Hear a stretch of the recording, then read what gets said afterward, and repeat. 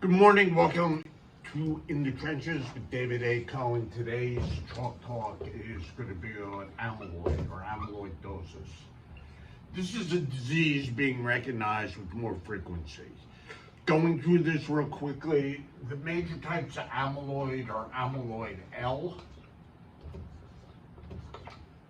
familial amyloid polyneuropathy,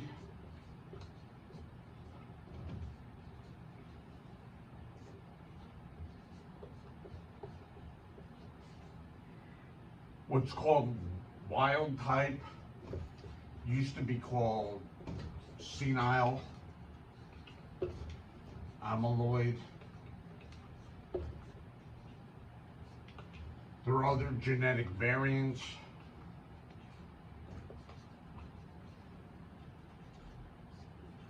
And rarely amyloid A.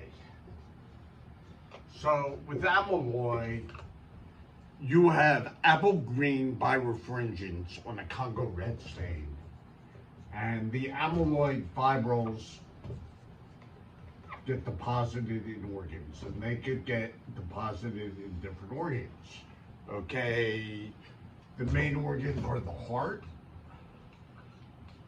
the kidney, the autonomic nervous system, peripheral nerves,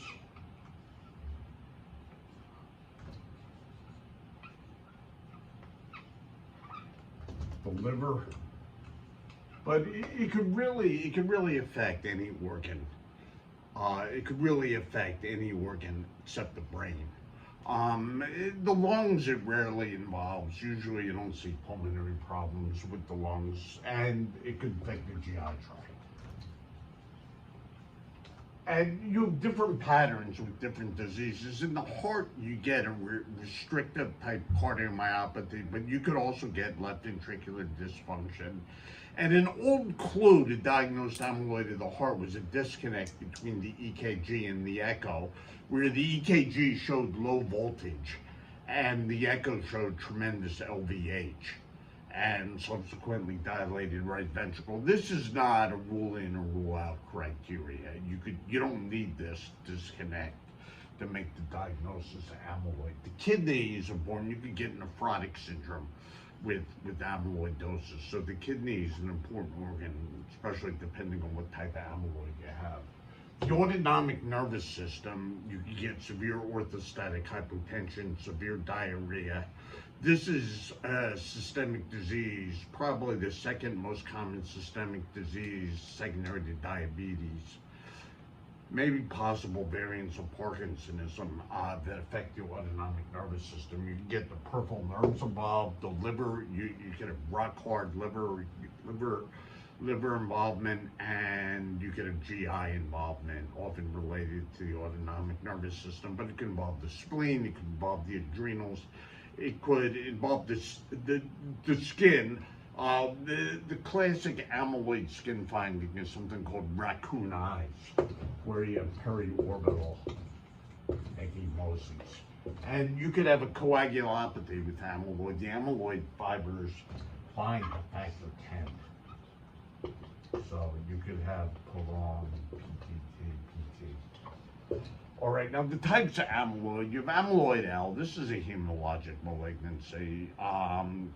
It's kind of on the spectrum with plasmacytes. It's a plasma cell dyscrasia. It's on the spectrum with myeloma. A certain percentage of patients with multiple myeloma will develop amyloidosis. And with myeloma, you have a cast nephropathy, tubular interstitial kidney disease. If it involves the glomerulus, you worry about them developing amyloidosis. But it's you have blast cells, and it's a not blast, rather, you have monoclonal lambda, you can have kappa or lambda cells involving producing amyloid fibers that could get deposited in organs. Sometimes you could consider amyloid where the material's in the organ, and myeloma where the paraproteinemia is in the blood. Now this could involve It could involve the heart, the kidney, the peripheral nerves. It could really involve. It can involve all the different organ systems, and this is treated like myeloma. Now you're going to give these people treatment for myeloma, often biologic therapy.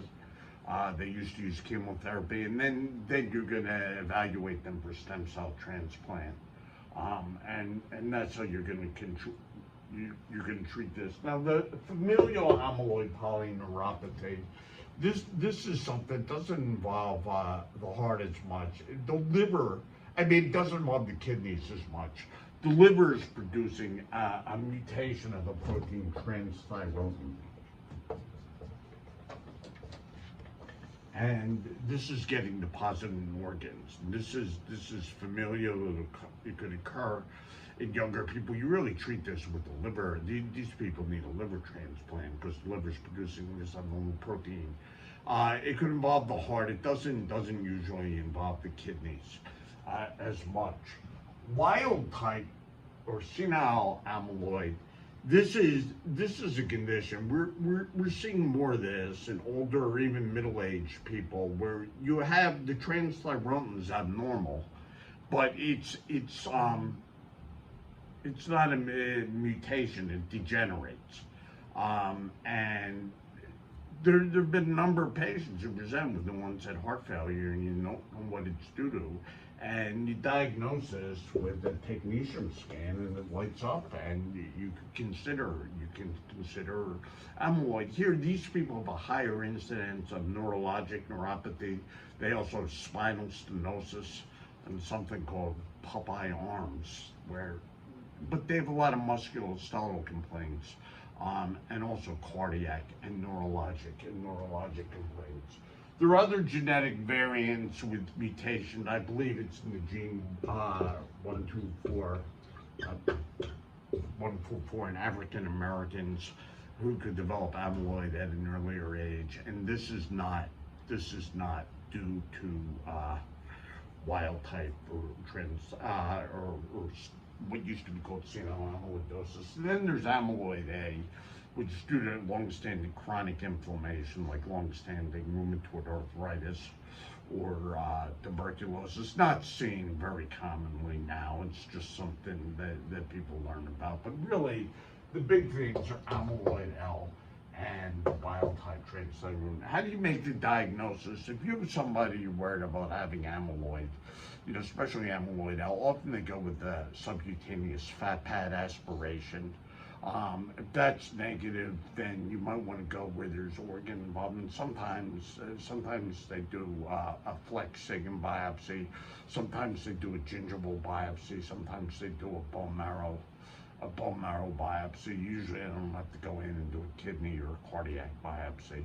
If somebody is amyloid of the heart, often this is diagnosed. It could be a technecium scan for the wild type transthyretin. And how you treat this, there's really been a lot of changes, and they have new drugs, especially a drug called tafamidis. I'm not going to go in. They're studying other genetic drugs and biologic drugs to treat this, but the tafamidis prevents the proteins that cause amyloid from forming, and thus depositing on organs. And this is kind of a whirlwind tour of amyloidosis. I'm going to stop. Thank you.